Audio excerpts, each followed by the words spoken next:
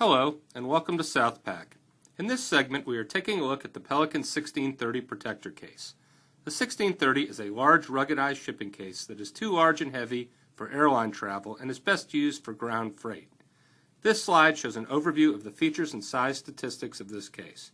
Features such as double action latches, pressure valve, O-ring, steel pin hinges, retractable handle, air and watertight performance, and a lifetime warranty are included in all rolling cases in the Pelican Protector family.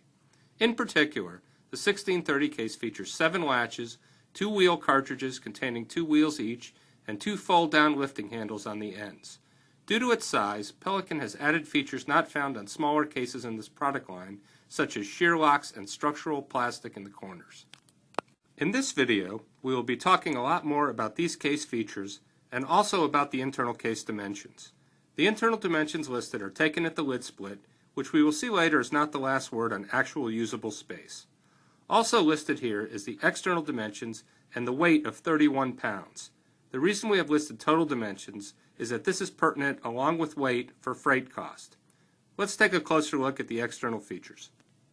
This slide shows the front of the case and several external features. This case has 2 locking loops, one at the top is labeled and one at the bottom. These are covered in metal sleeves that provide extra security. It is a little cumbersome to use 2 locks, but using one could allow someone to pry up the opposite corner and gain access to the case. There are 3 of the double throw latches on the front of the case which are protected by ribbing. Also shown here is the nameplate provision. A nameplate is an optional item from Pelican, but you can also use your own sticker or placard here. One of the 3 anti-shear locks is shown in the center of the case. This feature helps keep the lid and base firmly together during rough treatment. Lastly, the automatic pressure relief valve is also on the front of the case.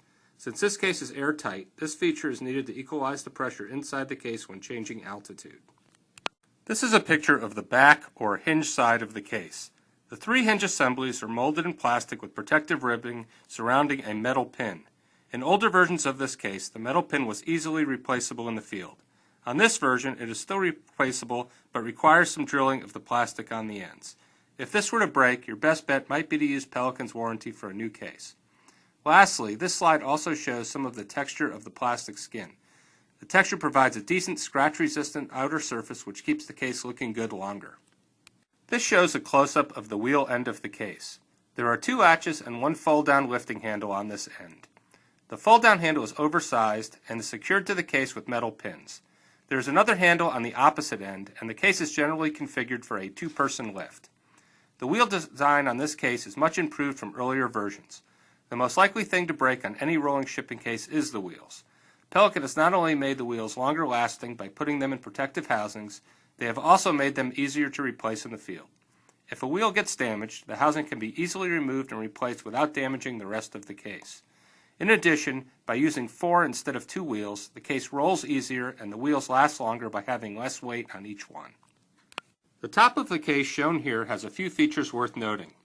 Pelican adheres a product and logo sticker on the top of the case. This is easily removable by the purchaser and provides a good spot for private branding or your own identification labels. The plastic ribbing shown at the top and bottom add structure to the lid and also serve as part of the stacking provision.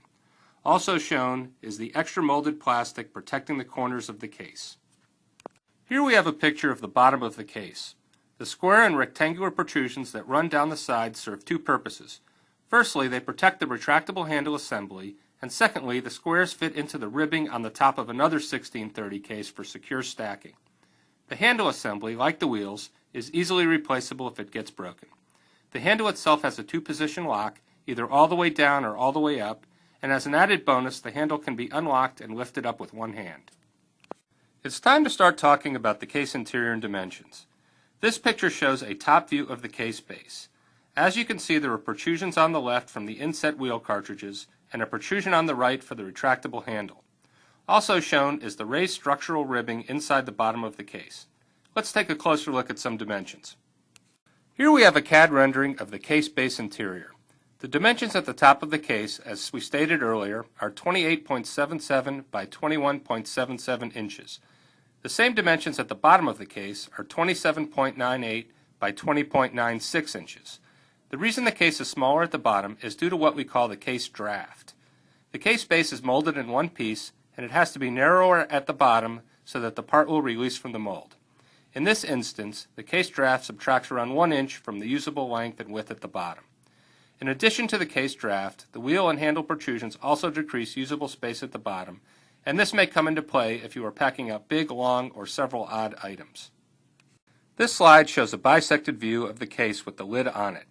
The 15.5-inch stated case depth is made up of a base depth of 12.25 inches and a lid depth of 3.25 inches. As you can see, the overall usable depth is less than the 15.5 inches in several areas of the case due to protrusions. The dimensions of the wheel wells and handle well protrusions are shown, as well as the 1/8 inch height of the bottom ribbing we discussed. At the top of the case, we are showing the protrusions from 6 plastic nubs called risers and the inside corner protection ribbing. The risers are left over from the molding process of the lid. The good news on these is that they can be removed easily with a putty knife and hammer without damaging the lid. The corner protection cannot and should not be removed. Thank you for your time today. I hope this was an informative video. If you'd like to get a copy of these slides, please contact us and we will be happy to provide them to you. Also let us know if you have any other questions or if you would like to purchase a case or discuss a custom interior. Thanks again.